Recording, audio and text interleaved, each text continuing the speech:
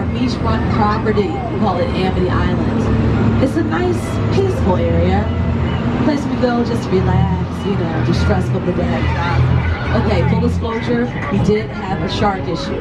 But as you can see, I caught him, I strung him up, and I left him up there as a reminder to all his little shark friends not to start looking at. Oh no. Wait, is that George? Hey! Hey George! Swim away, there's another shark! Oh, ew. Everyone please stay seated. We're gonna keep it moving here. Want to tell us twice. Although Diego, how about we pause behind these tanks of flammable gasoline?